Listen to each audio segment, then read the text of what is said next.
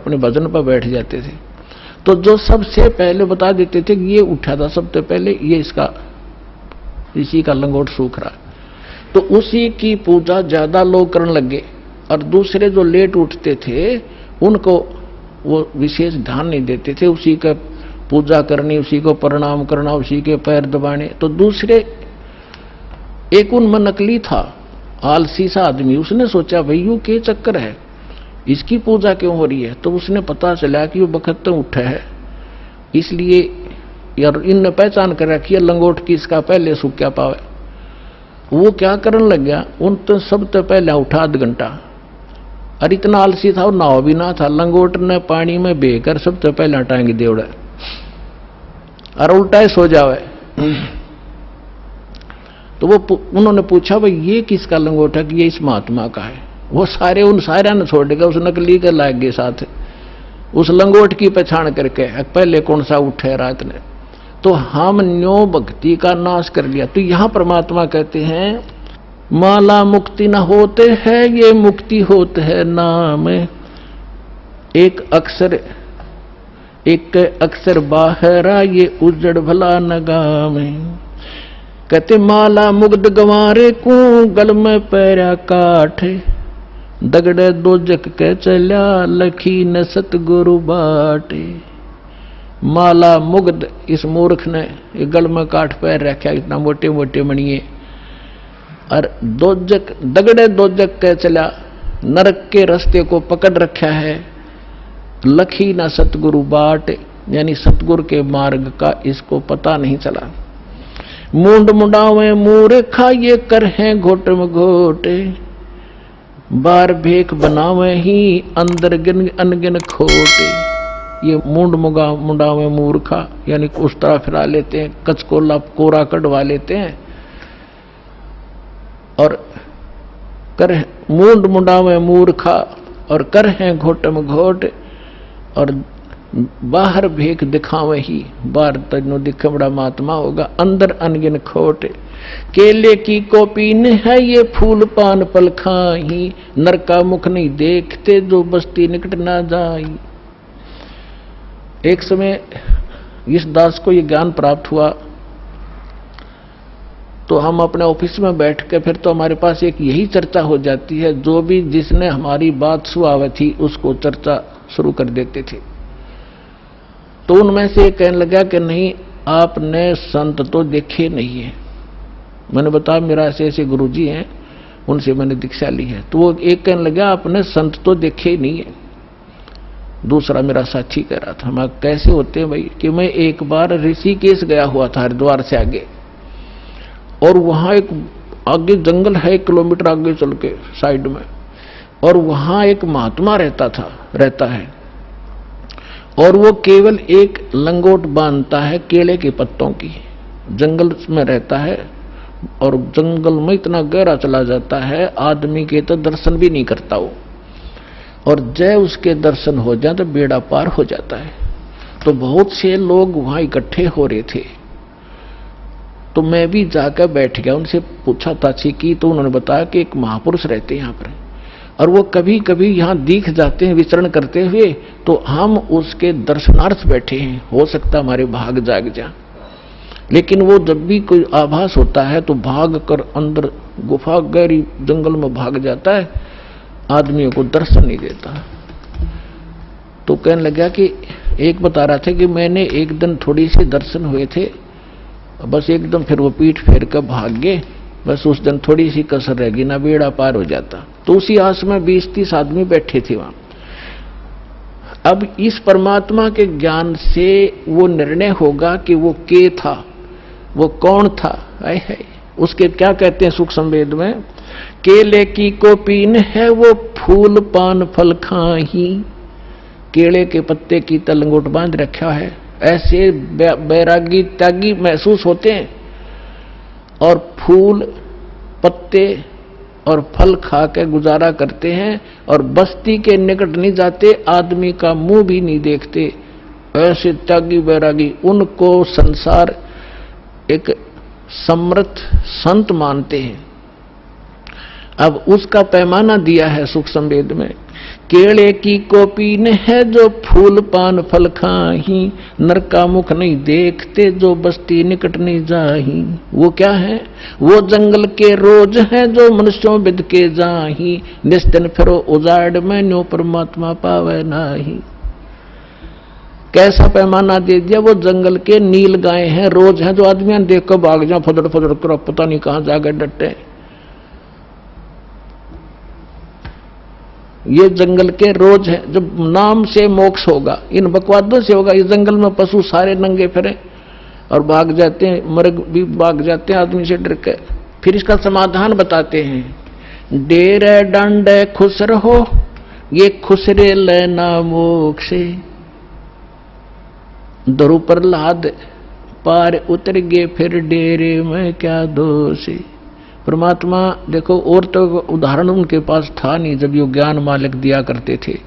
हम धरु और प्रहलाद को मुक्त मानते हैं। मानते हो कहां जी? तो जब धरु और प्रहलाद तुम कहते हो पार हो गए, उनके इतिहास देखो पढ़ के। प्रहलाद जी 10 वर्ष के थे जब नरसिंह जी आए, उनको मिले, यानी परमात्मा प्राप्ति हुई। भक्ति वो पहले से ही कर रहे थे और फिर उन्होंने शादी करवाई।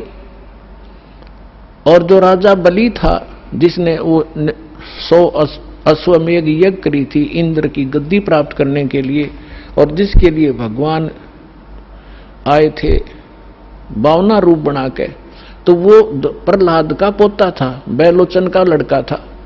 तो उनने ब्याह करवाया, बालक हुए और वो पार हो गए। और ध्रुव का भाई था उत्तम, उसकी मृत्यु हो गई थी। फिर ध्रुव ने ब्याह करवाया और उत्तम वाली पत्नी भी उसके साथ रखी उसने, तो वो भी पार हो गया। तो कहने का भाव ये नहीं है कि तुम जो बकवाद करते हो कि ब्रह्मचारी जंगल में गए वो पार होंगे। नहीं, अगर ब्रह्मचारी पार हो तो ये इजड़े तो सब तो पहला पार हो जा, उनका तो 5-6 नंबर आवे। लेकिन मोक्ष होगा भक्ति से, चाहे ब्रह्मचारी हो रहा कर लो, और चाहे ये खुसरे कर लो, और चाहे गृहस्थी कर लो। दुराचार बुरा बताया, ये तो वैसे अच्छा नहीं, वैसे भी बेहुदी बातें हैं।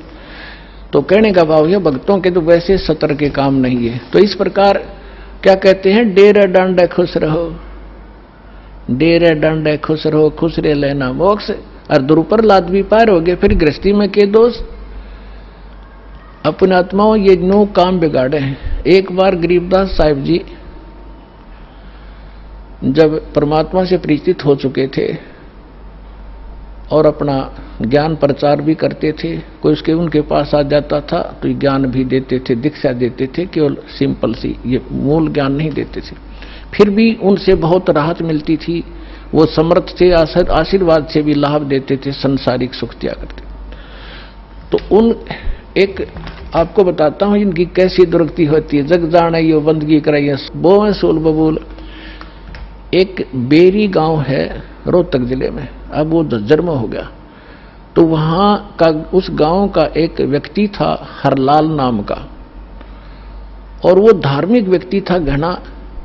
उसने एक साधु रख लिया अपने घर पे कि महाराज आप यहां रहो।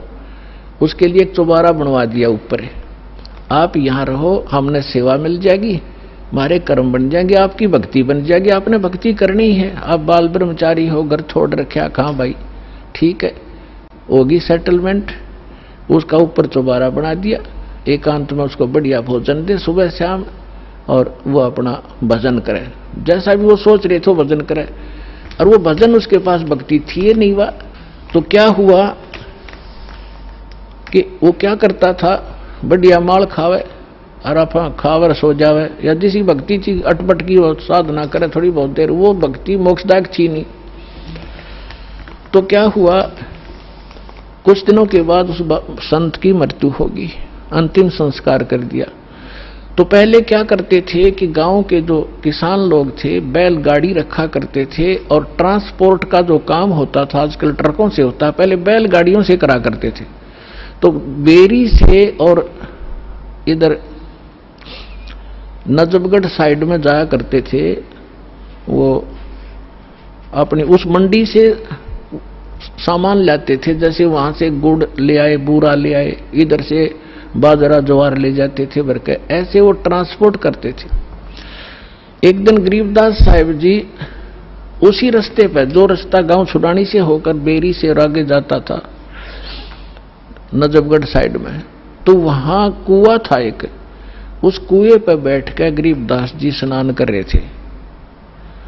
सुबह सुबह गर्मियों का मौसम था, 5 बजे उधर से वो हरलाल गाड़ी लिए आ रहा था और उसने जो बैल एक जोड़ रखा था, वो बैल था गोरे कलर का, लाल रंग का, और वो क्या उसने, वो बैठ गया, वो बैठता था ऐसे, और वो हरलाल उतर कर फिर उसका लठ मारता, उसने फिर जबरदस्ती ठाता, फिर वो आधा किलोमीटर ठीक चलता और फिर बैठ जाता। तो वो कुदरती वहां बैठ गया आकर जहां गरीबदास जी नहा रहे थे, स्नान कर रहे थे। तो गरीबदास जी न्यो के न्यो उठ के धोती बांध रखी थी नहाते नहाते, और वहां गए उस बैल के पास जो बैठ गया था, एक बैल खड़ा था, गाड़ी रुक गई थी। तो उन्होंने उसके कान में कोई बात कही, वो एकदम खड़ा हो गया, वो बैल खड़ा हो गया। तो किसान ने तो यह बड़ी बात थी, बैल ठीक चलने लग गया, और वो वहां से लेकर बेरी लगभग 10-15 किलोमीटर पड़े है छुटानी तक, बेरी तक वो बैठा नहीं। उधर से राम रमी हुई, महाराज कौन हो आप? भाई गरीबदास नाम है मेरा, और यू क्या हो गया? कुछ ना, बस आगे इसका समझ में। जब तो वो चला गया, फिर उसने जाकर देखा, उसका जब न्यो ना जची कि खड़ा हो गया, जाते फिर बैठेगा थोड़ी दूरी पे, वो ना बैठा।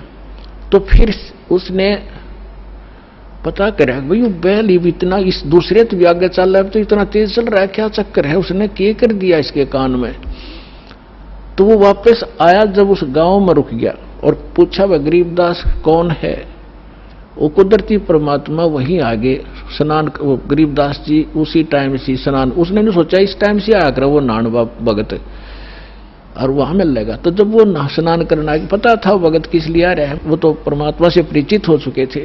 तो जब उसने देखा कि वो आदमी है जो उस दिन बैल के कान में कुछ इसने फूक फाक मारी थी, प्रणाम किया और पूछा भगत जी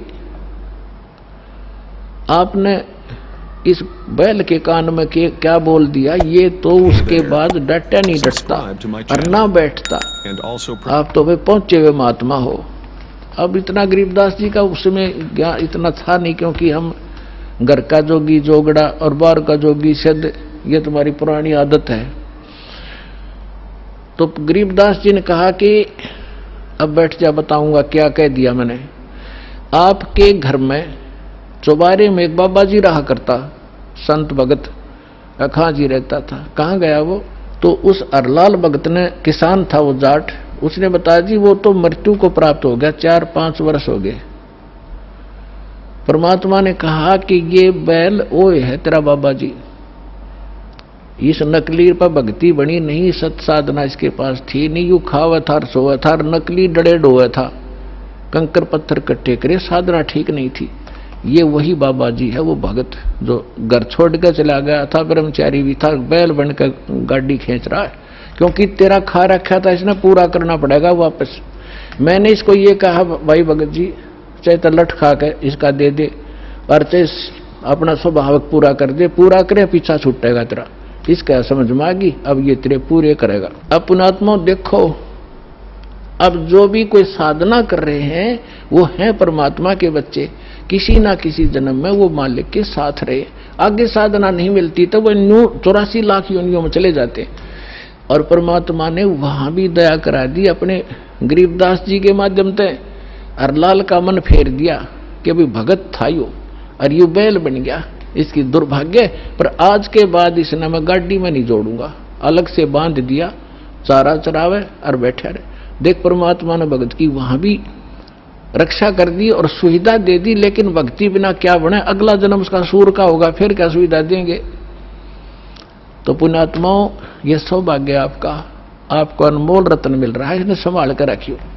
अब जो प्रसंग चल रहा था, दास आपको बता रहा था कि अब आपको वो अनमोल वस्तु मिल गई है जो आज तक किसी को प्राप्त नहीं हुई। आपका भक्ति धन थोड़ी ही साधना से अत्यधिक बन रहा, संग्रहित हो रहा है, और इसी भक्ति धन से आपको यहाँ की भौतिक सुविधाएं भी प्रयोग करनी है और आगे चलने के लिए भी इसको सुरक्षित रखना है, इसको बांटना नहीं।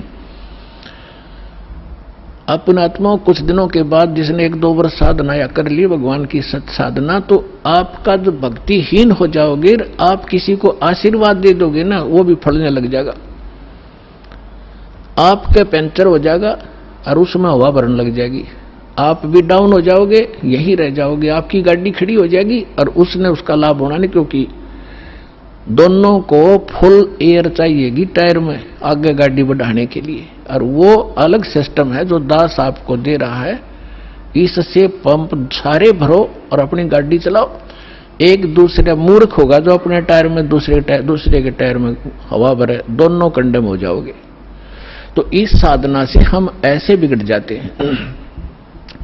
जो प्रसंग चल रहा था कि ऐसे जो जन्म मनुष्य के होते हैं वो ऐसे होते हैं जो पुनकर्मी प्राणी है। जैसे अब ये भक्ति युग चला है, अभी 1-2 वर्ष और बाधा रहेगी, थोड़ी बहुत, ज्यादा नहीं, क्योंकि समझदार हो, बुद्धिमान हो, सबको ज्ञान हो गया, अब कौन किसकी सुनेगा। फिर 1-2 वर्ष के अंदर पूरे विश्व में फैल जाएगा, सब आपके साथी समर्थक हो जाएंगे, फिर बात खत्म हो जाएगी। फिर जो मर्यादा आप करोगे आपका सहयोग देंगे और वो भी वो मर्यादा ही पालन कर रहे होंगे, तो आपका भक्ति खंड नहीं होगा, आप भी सफल होंगे और वो भी होंगे। फिर क्या होगा कि कुछ दिनों में आपको इतना सुख हो जाएगा, क्योंकि भगवान सुख सागर है।